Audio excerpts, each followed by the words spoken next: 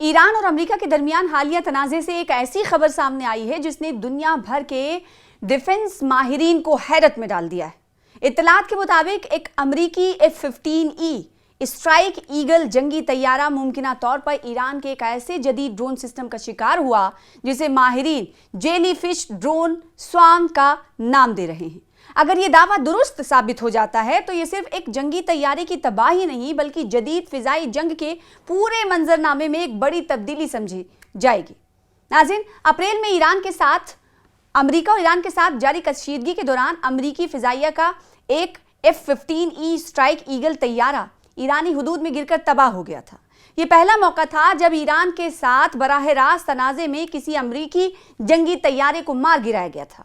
اس واقعے کے بعد امریکی حکومت نے طیارے کی تباہی کی اصل وجہ کے بارے میں خاموشی اختیار کی۔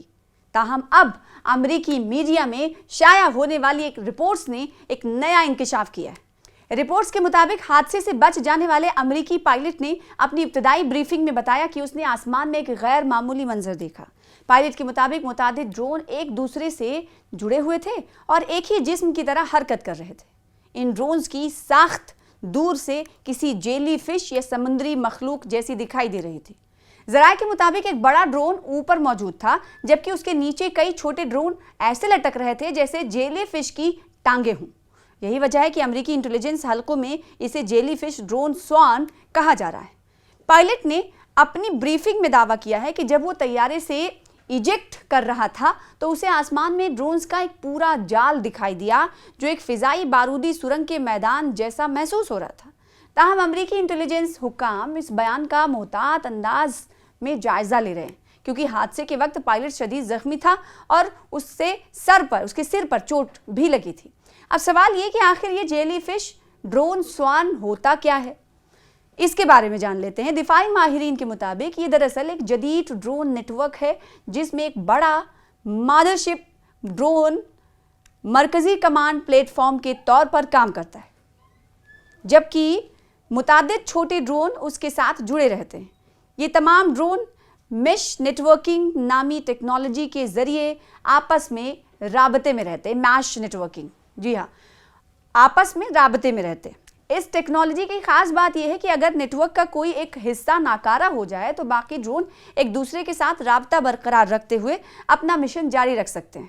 ماہرین کے مطابق یہ ڈرون سسٹم دشمن کی جنگی تیاریوں کی نگرانی، ان کا تعاقب یعنی پیچھا اور ضرورت پڑنے پر حملہ کرنے کی صلاحیت رکھتا ہے۔ دفاعی تجزیہ کاروں کا کہنا ہے کہ اس قسم کے ڈرون سوارمز روایتی فضائی دفاعی نظام کے لیے ایک ڈراونا خواب ثابت ہو سکتے ہیں کیونکہ یہ کم بلندی پر پرواز کرتے ہوئے وسیع علاقے کا احاطہ کرتے ہیں اور راڈار پر ان کا سراغ لگانا مشکل ہو جاتا ہے۔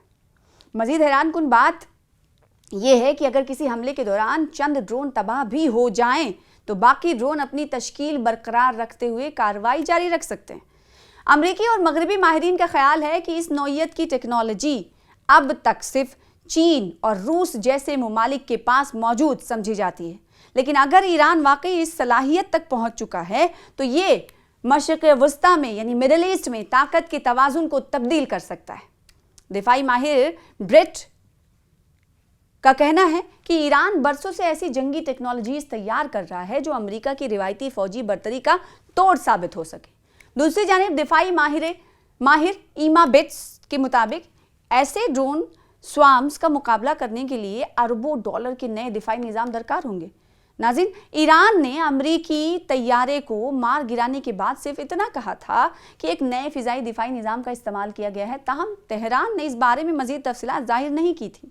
اب دنیا کی نظریں اس سوال پر جمی ہوئی ہیں کہ کیا واقعی ایران نے ایک ایسی جدید ڈرون ٹیکنالوجی حاصل کر لی ہے جو مستقبل کی جنگوں کا رخ بدل سکتی ہے، یا پھر یہ امریکی پائلٹ کے مشاہدے کی ایک متنازع تشریح ہے؟